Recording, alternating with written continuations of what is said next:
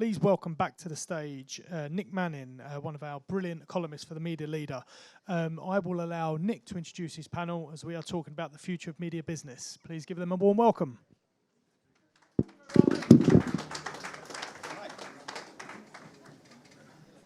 Allow the room to settle down a bit. So we're now going to be talking about the money side of the industry, the business of making money, making profits. And if the road to Media 3.0 and the future of media is about anything, it's about the transition of models as we move into a hybrid universe. What we can be sure of is that things won't remain the same, and in fact, they will have to change. So now funding the media business, we have a hybrid mix of ad revenue, subscriptions, e-commerce, affiliates, events, platforms, podcasts, and so on. So the world has moved into a mixed economy from an industry that was originally funded mostly by advertising. And we've now got people like Netflix and Amazon coming in from the other direction, going from being subscription channels to taking advertising. And then we've got hybrids like retail media networks, which are a combination of all of those things. So the industry is in flux, and we're now going to spend 30 minutes only, unfortunately, exploring the way that media owners and others involved in the industry are adapting their business models to cope. We're going to talk about how AI helps do this. I hope we get some interesting answers on that, because it's been bouncing around the room today. We're going to talk a bit about privacy, but we're also going to talk about how media owners make themselves more attractive to brand owners in this new environment. And Luke's going to talk about the media agency angle as well. So just a very quick introduction in the interest of time. We have Robbie Cambio from Brightcove. And for those of you who don't know Brightcove, they are a global leader in helping media owners and brands distribute and monetize their video content assets. And Robbie will talk a little bit about one of the big media owners they're helping do that. Robbie's been involved in the world of video technology for a while and has helped broadcasters, sports federations, and publishers with their engaged video assets for 15 years or so. We have Sarah from Talon, hugely successful out-of-home specialist. And Sarah will tell us how the world's oldest medium is developing in the internet age and how they're using data to add value to its proposition. And we have Luke from GroupM. GroupM don't need much introduction. And Luke will talk about the many ways that media agencies are changing their proposition, operations, and organization in this hybrid world. So moving straight into the questions. So Robbie, in July, Yahoo announced that it had chosen you, Brightcove, to power its video-on-demand publishing and delivery workflow for its live and streaming video content. So what does a big player like Yahoo gain from such a deal? Why did they choose to do this? Why you? And what does it tell us about how the big digital platforms are changing their business models? Sure. So thank you very much. So if, I don't know, you have followed the story of Yahoo over the past 20 years, they are a very interesting company. They went through a lot of transformation, different CEOs, different missed acquisition and perhaps acquisitions that didn't turn as they wanted. So Jim Lansone took their leadership 1 year ago. And for them as an organization, it became very important consolidating all the different properties they had put together thanks to all these acquisitions. So they came to us and spoke with a number of vendors to really understand how they could optimize all these different workflows. So first of all, they were looking for scale. And earlier on, actually, we had Yannick Bolloré from Havas, talking about the importance of internationalization. That yes, one, yes, that one. Correct. So to reach that, it's very important to work with vendors that can give you the scale to reach millions of audience. Now, for example, just some numbers, every month they register something like 4 billion video plays and 3 billion ad impressions just in 1 month. And their bandwidth is around 70 petabytes every month. So that really gives the flavor of the scale.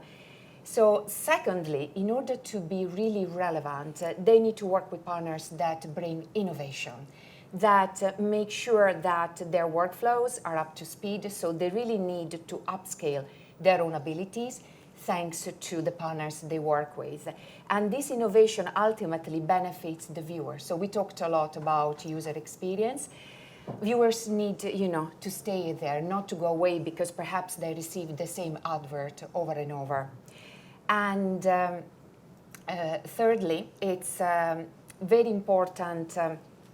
It's very important for them, to make sure that this consolidation is conformant to their technology stack. So it's important for them to have integrations that fit with what they have.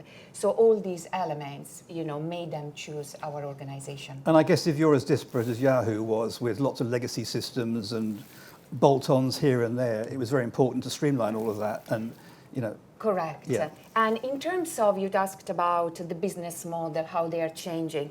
I think, and also I think the guy Neil from Salesforce said, after years and years of merger and acquisitions, there are lots of inefficiencies in some of these big organizations. So, at the beginning, lots of subscription services, everyone was, land and grab, try to get viewers. Then the broadcasters and media companies replied with acquisitions. But the result is that you really need to make sure that you can really reduce your cost and work with partners that enable that. And Very that good. will be a starting point for them to change. Very good. So let's turn to Sarah, the world's oldest medium, out of home. It's an unusual medium in some respects. I'm the oldest. Probably am. No, I'm the oldest. It's an unusual medium. It has no immediate return path, unlike some digital channels, and it still relies on mass scale and reaching a lot of people in the right place at the right time and so on. And it does have the ability to influence people at the right time and the right place. So where do you see the big new opportunities for out of home? Obviously, digital out of home is already a very significant player. Particularly in a world where data and analytics are critical to the way that media is both planned and bought. Sure. Firstly, out of home is the oldest medium, but definitely the one that shines the brightest. There's been a lot of talk about, in fact, even on the agenda today and tomorrow, out of home really is not claiming its rightful place. It is a medium that every other environment turns to when they've got a message to deliver. They turn to out of home. I think you say around, it doesn't influence actual purchase, but at Talon we are proving that out of home not only delivers at top of the funnel but full funnel. So yes, the softer metrics are there, but we can influence that evidence economy, which is sales. Retail media networks are the buzzword of the moment. Digital out of home is an absolute perfect partner to a retail media strategy. I would say out of home is the perfect partner for any media plan and any strategy. It should be, as we move development in technology, both in digital assets, but also in the platforms, you can buy out of home programmatically. It should be part of an omnichannel plan. But back to sort of retail media, that sort of path to purchase out of home can jog along with a consumer from the moment they leave their house to the moment they go in store.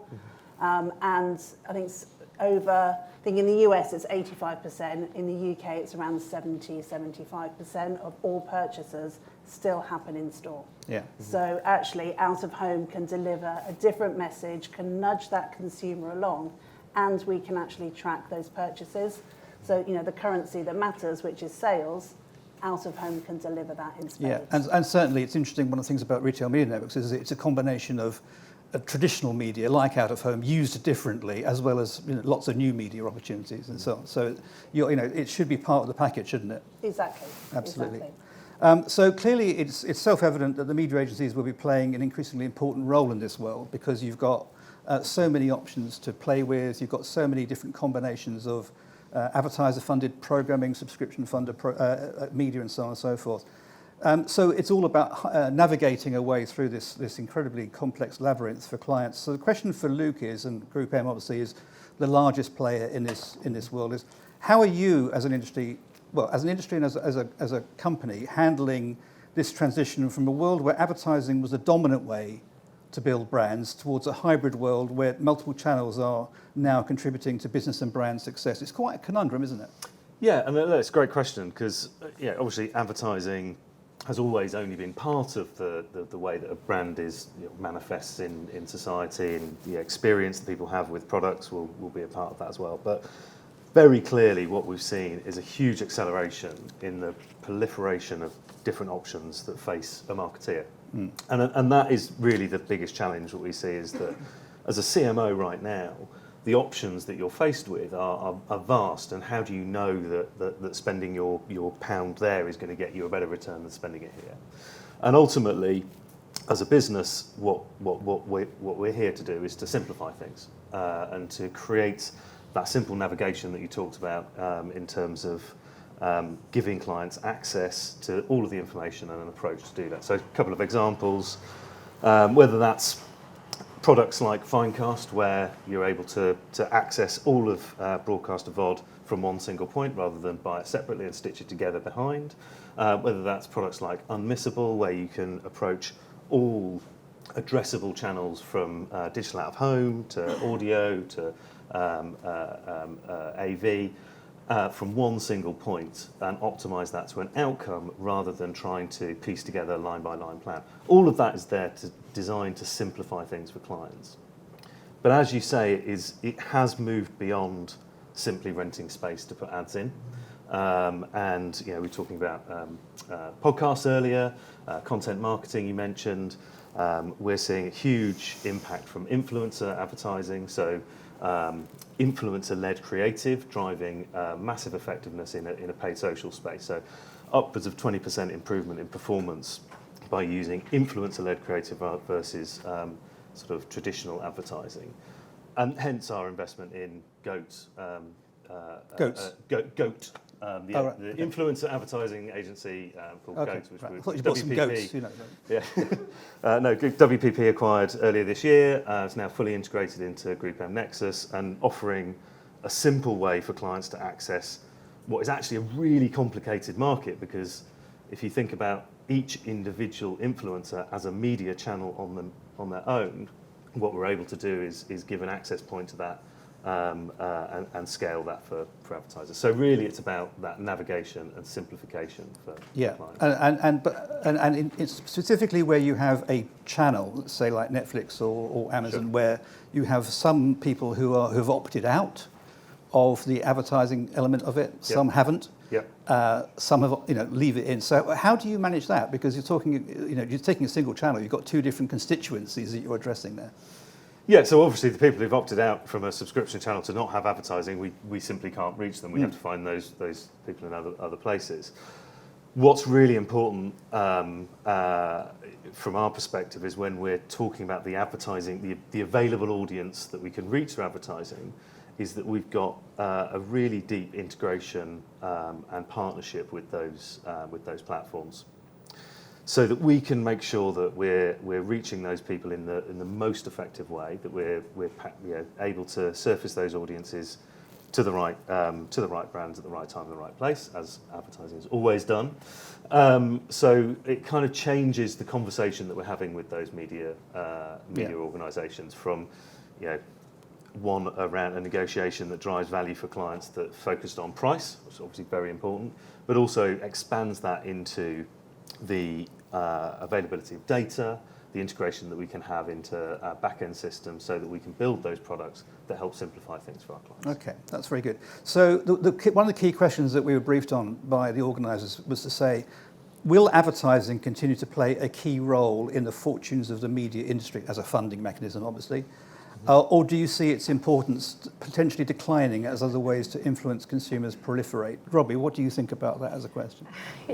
Yeah, definitely, it has its value, but as you said, some people might opt out, and some people actually, when we talk with customers, media owners, content providers that want to launch a service, we really talk with them about the type of content that they want to produce or they own, and the type of audience they want to reach. So there can be very, very dedicated audiences. They might not be big, but actually they're happy to pay. So subscription makes sense. An example that I like to mention is Games Workshop, It's a very profitable company. You know, we talked about earlier on these big merger acquisitions, you need to be profitable. They're actually a profitable company. And through their premium subscription, you have access to a plethora of experiences, which could be in-person events or special subscription and different adventures. So it's a very interesting model. But why? Because they have a dedicated audience.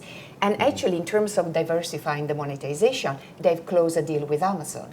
So they're going to produce some TV series with Henry Cavill, and actually there will be merchandise available on Amazon related on this. So that opens up a new revenue stream. Well, that's a good example of a company that's building its business without necessarily going into advertising. It's using those methodologies to build its brand, but in a very different way, which I think is a great example of what's happening now. Is that advertising is a great way to build brands, but it's sure as hell not the only way.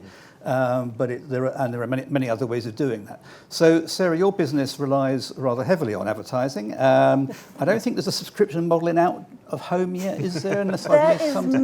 There is not. So is advertising, well, clearly advertising is going to remain very important to you. So how do you see that playing out as we move into this hybrid world of mixed funding models? Sure. So I think, you know, advertising revenue is key to our business model, and we hopefully see that grow as everybody buys into the superpowers of out-of-home. I think what we're seeing is actually diversification of those revenues. So whilst revenues coming in through traditional, through programmatic, one area for out-of-home is monetizing the social amplification element of out-of-home. We ran a campaign for, I think it was BBC, I think it was last year. That's very targeted out-of-home campaign, which had a magical moment with a creative execution, but then very carefully planned out-of-home and digital out-of-home assets. Basically created 60% of chatter of the John Lewis Christmas ad, but for about less than 1.5% of the spend. So, that area, if we could monetize that and monetize the positive effects that it has on a brand, that is a revenue stream that is completely untapped for out-of-home. Right. Okay, I think Ian put up a chart earlier showed that out-of-home revenues have grown by something like 35% since 2016 or something. So they have, an out-of-home from a revenue perspective is sort of back to pre-COVID. I hate to use that word, but pre-COVID. However, as a percentage of all media, pre-COVID it was around 5%. Now it's 3 point something. So we're not, the other mediums are stealing a march, and our job as out of home is to educate, because brands should be putting it on every media plan. Yes. Now, Luke, obviously advertising has been the core revenue stream for media agencies forever and a day, going back over the decades. And you generally derive revenues from spending advertising monies. But in this new world, some of the media channels that are being used do not entail a lot of spend. So there's less money associated with that. So is your model changing from being less reliant upon commissions and fees from ad spend and volume of ad spend towards other lines of business? I'll just answer the question around the revenue and whether that it's still going to be an attractive part. I think the slide that Ian put up earlier around retail media and the difference in margin that Amazon and Walmart would see from their core business to moving into advertising tells you that advertising is going to carry on being very successful. So, but yeah, absolutely. As you get into a world where where the amounts of spend are smaller, a model that is based on a percentage of that spend is not really relevant. It's certainly not going to pay for the expertise that are required for the craft that goes into that. Influencer is a good example, right? So actually the model for that, we focus purely on outcomes, because sometimes the spend that you're putting in there is smaller than you might on a TV campaign. So actually what you want to focus on is the outcome that it's delivering, the performance that it's providing for the client. So absolutely, there's a lot of talk probably this week around the agency model and whether it's fit for purpose. And I think as all good businesses should think about the model they've got now and what's happening in their industry and how that's going to change in the future. I think agencies as a whole, certainly GroupM, has done a very good job over the last 10, 15 years of reinventing that model and creating a way to continue to drive value for clients. Because if we didn't, they wouldn't pay us for it, and also innovate and drive the industry forward. So what did you think of the WFA study that was published on Monday, which basically sort of said, I can't remember the exact numbers, but only 24% or something of advertisers globally said they felt that their media agency networks were, innovating and doing the kind of things that they wanted. I mean, that was quite a stark result. Bit of a headline grabber, I think, actually. Yeah, and it would be good to see a longitudinal study. So has that gone up or down over the last, I don't know. I think these types of narratives are relatively cyclical. They come out and every now and again there's the model's not fit for purpose. And absolutely right. These things should be addressed and looked at because if we're talking about a model that focuses on a tiny percentage on a increasingly commoditized thing, that isn't fit for purpose. Yeah. What agencies need to do is continue to provide value to clients. That value can manifest in buying things at a better price or creating innovation and technology that simplifies their world and drives a better outcome for their business. What clients need to do is not ask for the first thing, the commoditized price bit, and demand the innovation. The best agencies and the best clients are doing those things. Doing both? Yeah. Yeah. So, Robbie, the other key issue is about data and analytics, and I guess AI plays into that because the sheer volume of data that's available now from thousands of different sources makes AI is a facilitator for actually taking that data and making sense of it. How's that impacting your business? Is it a product? Are you using it routinely in terms of how you design your products? Is AI a key part of your future, do you think? I think, personally, actually, I started my career in AI in 2000 and between 2000 and 2006, and then I had to change company because there was no application for AI. So AI has been around for a while, probably since the 40s, 50s, and 60s. It's been discussed, and I think now clearly the applications are wider, and which is great. But as a company, we are looking at what AI does and what it facilitates. I know. Lots of people are talking about AI, machine learning. I think as an industry, we need a buzzword. It used to be 3D a few years ago, and now it's AI. I think we are looking at what AI does.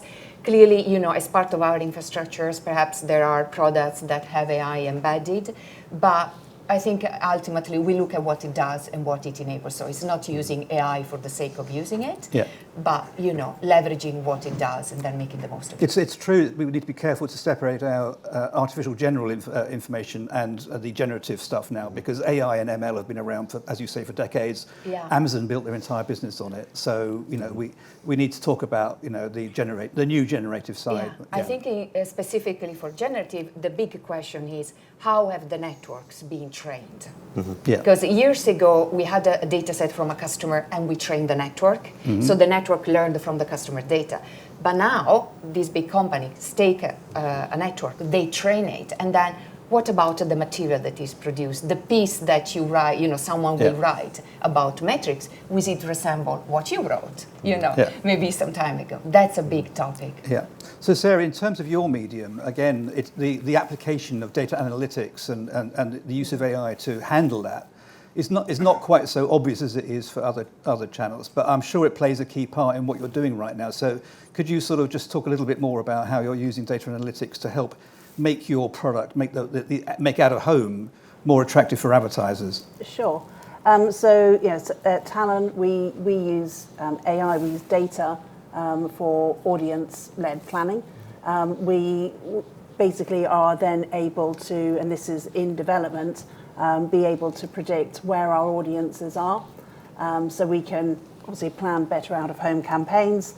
What we are also doing, though, is working with businesses, so working with one retailer around looking at footfall, so being able to look at previous footfall and also predict where that is and help them make better business outcomes. So, for example, a fast food restaurant that we can see has audience in and around their restaurant out of hours, we are then informing them so they can review their business opening hours. Very good. So we're actually using Talon's data platforms, not just for out of home, but actually informing business decisions.